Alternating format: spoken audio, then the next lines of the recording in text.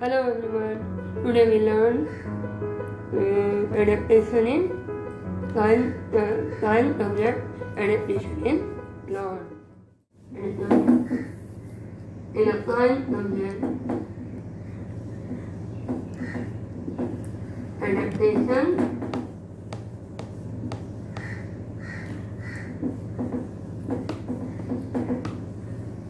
adaptation in plant.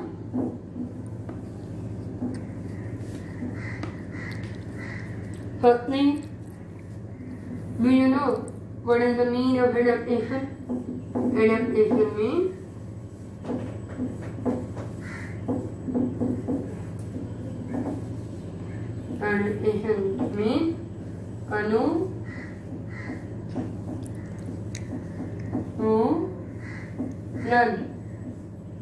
अनुकूलन. Adaptation means अनुकूलन.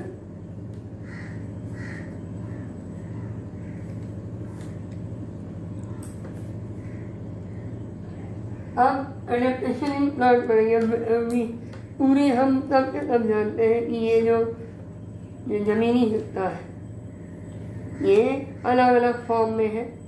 ये जिस पृथ्वी पे हम रहते हैं वहाँ के जो जमीनी हिस्से हैं वो अलग अलग फॉर्म में है. कहीं पहाड़, कहीं पठार, कहीं मरुस्थल, कहीं नदियाँ, हर तरह. और हम ये भी जानते हैं कि हर जगह पौधे मिलते हैं. पौधे प्लांट्स होते ही हैं. प्लांट होते ही कहीं छोटे, कहीं बड़े, कहीं कमजोर, इन हर जगह मिल रहे हैं. अब कैसे मिलते हैं?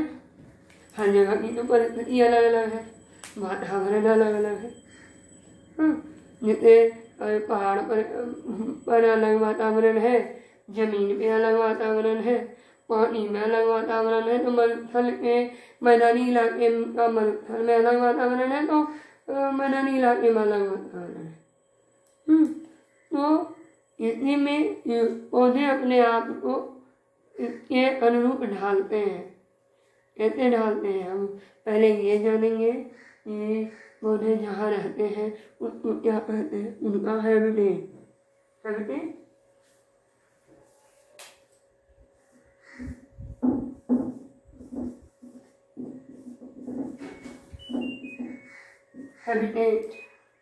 हैबिटेट मीन्स वास.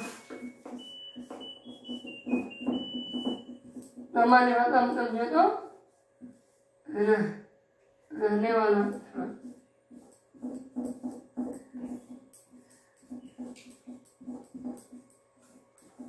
रहने वाला स्थान वहाँ जहाँ की कोई भी ये पाया जाता है.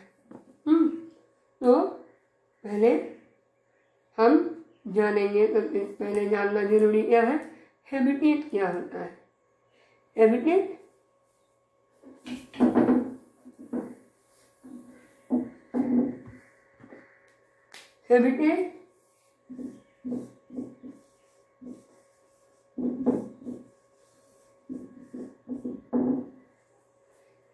अपनी भाषा में कहते वो स्थान जहाँ प्रकृति ने पौधों को उत्पन्न होने का, प्रकृति के द्वारा पौधे जहाँ उत्पन्न हुए उसको प्रकृति का हैबिटेट कहते हैं. उस पौधों का पौधे का हैबिटेट कहते हैं. जैसे कुछ पौधे अपने आप नदी के पानी में मिलते हैं या पोखर में मिलते हैं, पानी में मिलते हैं. जैसे जलकुंभी हुआ, कुमुदनी हुआ, या कुछ प्लांट जो पानी के बिल्कुल नीचे भी मिलते हैं, वो उनका रहने का स्थान है. यहाँ आपके अगल बगल में ढेर सारे पौधे हैं, ये इनका रहने का स्थान है. पहाड़ों पे भी है, ये उनका रहने का स्थान है. पहले हैबिटेट को डिफाइन करते हैं.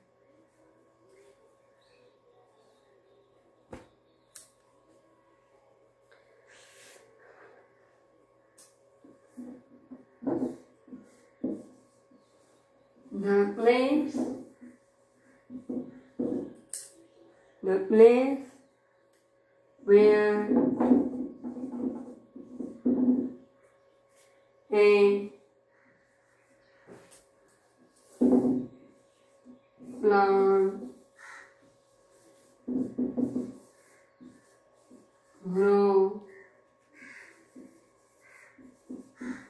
naturally in non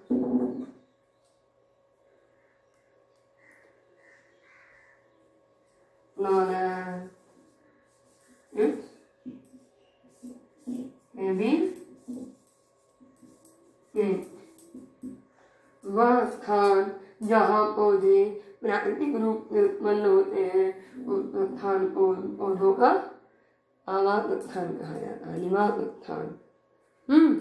चले कोई दिक्कत तो हमको कमेंट बॉक्स में लिखिएगा और सारे को राइट करके कॉपी में लिख के उसका फोटो खींच के कमेंट बॉक्स में पुट कीजिएगा। समझ रहे हैं? जो भी मैं लिखा रही हूँ या वर्ड मीनिंग हो या डिफिनीशन हो तब को अपने कॉपी में लिख के उसका फोटो खींच के कमेंट बॉक्स में डालिएगा।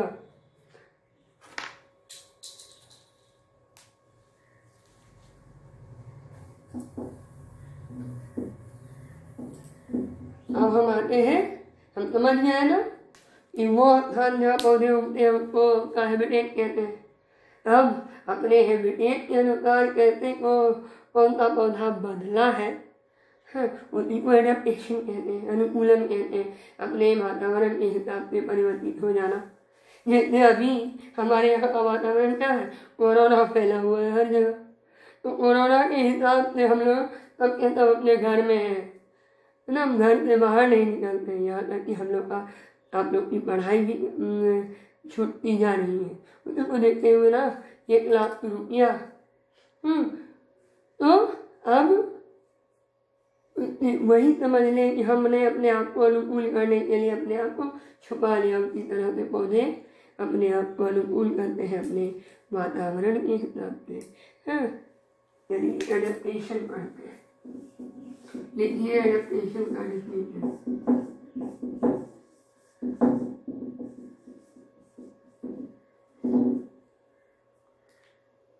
the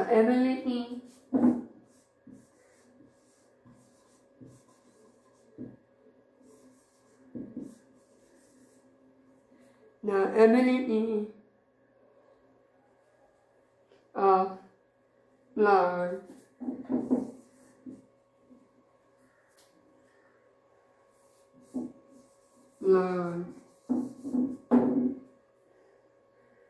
to adjust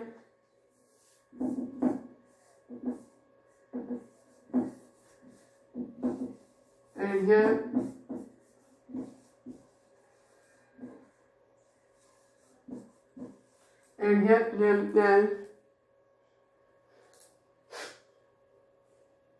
to their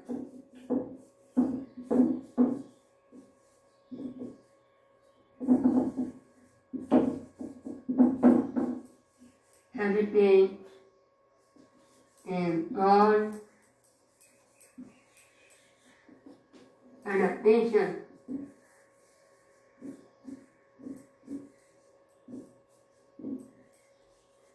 The ability, आप लोग को डिफरेंट प्रॉब्लम हो तो बोलिएगा कमेंट बॉक्स में डाल के। The ability of plants to adjust themselves to their habitat is called adaptation. सुनिए मुझे, the ability of plants to adjust themselves to their habitat is called adaptation. वो क्षमता, ability में क्षमता, वो क्षमता जिसके साथ एक प्लांट अपने आप को अपने वातावरण के अनुसार ढालता है, क्या कहलाता है? एडेप्टेशन। प्लांट ही नहीं, सारे लिविंग ऑर्गेनिज्म अपने आप को अपने वातावरण के हिसाब से ढालते हैं। समझ रहे हैं? सारे लिविंग ऑर्गेनिज्म अपने आप को अपने वातावरण के हिसाब से ढालते हैं। यही जो क्षमता है प्लांट की वो क्या कहलाता है? एडेप्टेशन।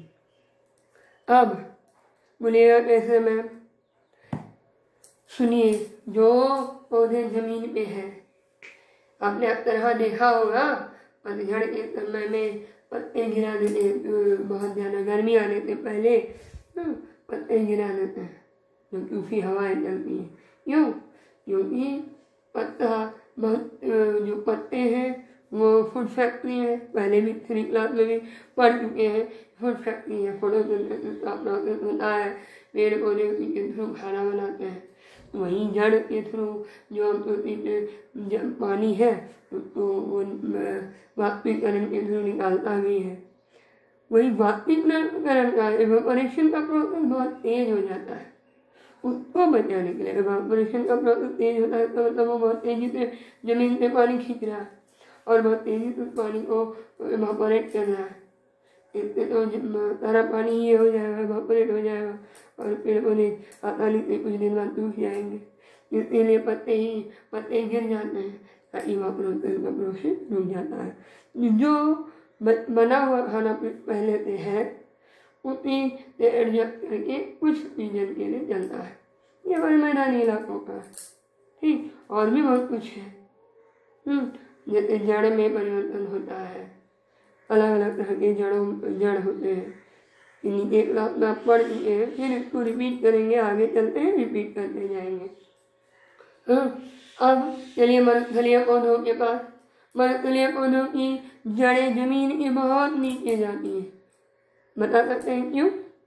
क्योंकि मरुस्थल में पानी ना के बराबर है, बहुत नीचे जाकर के जड़ बहुत नीचे से पानी खींच के लाती है। और दूसरा परिवर्तन क्या है? मरुस्थलीय पौधों में ज़्यादातर पौधों में पत्तियाँ नहीं होती हैं, कांटे होते हैं। पत्तों के स्थान में कांटे होते हैं ताकि इवेपोरेशन का प्रोसेस ना हो। तीसरा बात, कैक्टस का पौधा पे पड़े होंगे, ये एक तेलीय परत चढ़ा रहता है जो जिस वजह से वो इवेपोरेशन के प्रोसेस को, तना भी इवेपोरेशन के प्रोसेस को नहीं होने देता है। आगे इसके बारे में हम पढ़ेंगे, पहले हम भी पढ़ लेते हैं। अब समझे कि पौधे अपने आप को एडजस्ट करते हैं। अब हाँ चले भूल गए, पहाड़ पे पाने वाले पौधे में क्या एडेप्टेशन होता है? क्योंकि पहाड़ तो ढाल है, ढाल पे उगते हैं पौधे, स्वाभाविक है उनकी जड़ें बहुत ही स्ट्रॉन्गली होती हैं पहाड़ में। दूसरी बात खासियत, वो आपने क्रिसमस ट्री देखा होगा ना, ऐसा शेप होता है तिकोना शेप में, ऐसा तिकोना शेप में। और क्यों होता है अब ये जाने। पहाड़ पे तो बर्फ गिरती है बहुत तेज, जो बहुत ऊपर वाले इलाके में बर्फ गिरती है और उससे थोड़ा कम नीचे वाले में बहुत तेज बारिश होती है। जैसे हमारे यहाँ के पेड़ पौधे अगर वैसा पौधा रहा तो बारिश में टूट के गिर जाएगा, या बर्फ लदते टूट के गिर जाएगा, क्योंकि उनकी ब्रांचें जलती होती हैं और उससे बर्फ जमते टूट जाएगा। और क्योंकि पहाड़ पे पेड़ ऐसे होते हैं तो बर्फ फिसल के नीचे आज लाइक जैसे तुम लोग फिसल पट्टी पे फिसलते हो, बर्फ भी पेड़ पे फिसल के नीचे गिर जाते हैं, जिससे पौधे बचते हैं। कोन शेप में होते हैं एकदम पौधे, पत्ते कोन शेप में होते हैं। आगे इसके बारे में हिली एरिया में एडेप्टेशन के लिए क्या क्या डेवलपमेंट है ये और भी ज़्यादा पढ़ना है। थोड़ा सा बताने के लिए मैम ने बताया। अब चलें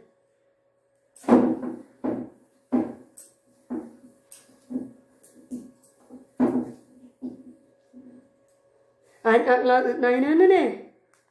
अच्छा थोड़ा सा और लिख लो।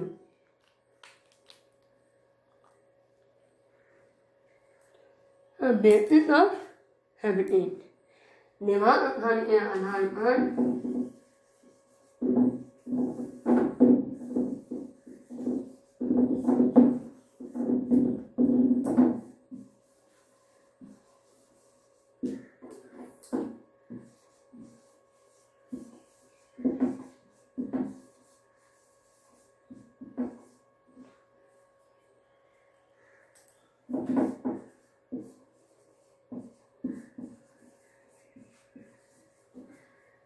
निवास स्थान के आधार बेसिस ऑफ हैबिटेट, आवास के आधार स्थान के आधार पर प्लांट को दो रूपों में बांटा गया है। कौन सा?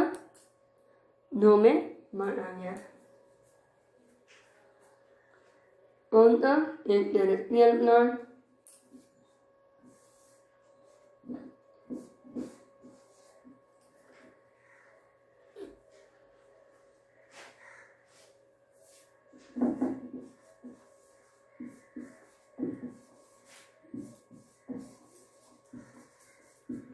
दूसरा एक्वाटिक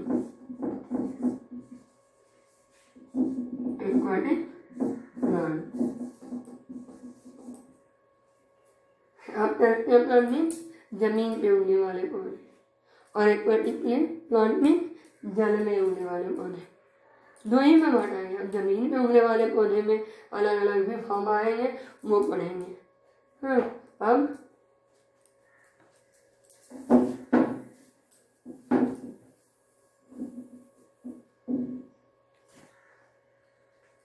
एक प्लांट पढ़ते हैं।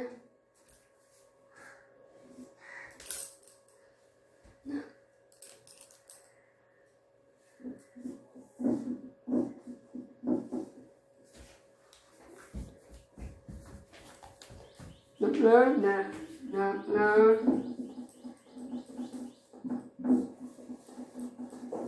that grow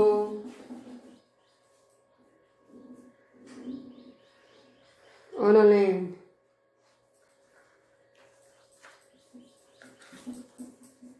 The plant that grow on a land are called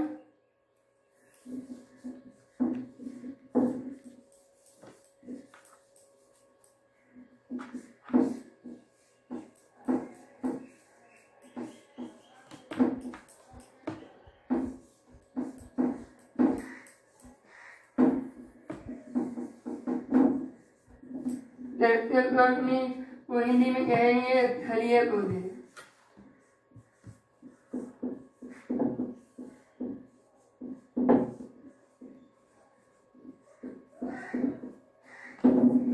यहाँ लिखेंगे plant. The plant that grow on a land are called, ऐसे पौधे जो जमीन पे उगते हैं क्या कहलाते हैं? प्लांट। प्लांट ठीक, थलिए पौधे। अब हम दूसरा फॉर्म एक्वाटिक प्लांट लिखते हैं।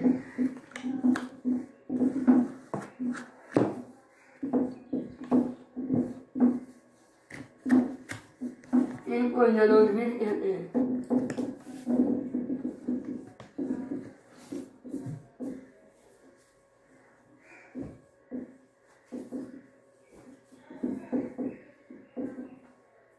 जलोद्भिद कहते हैं क्या? जलोद्भिद। The plant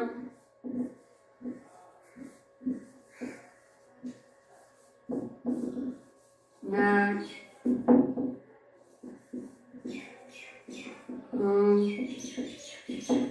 in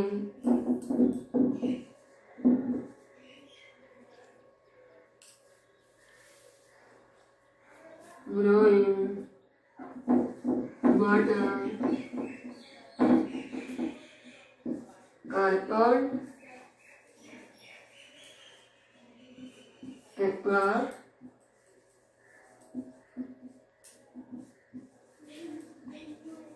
aquatic.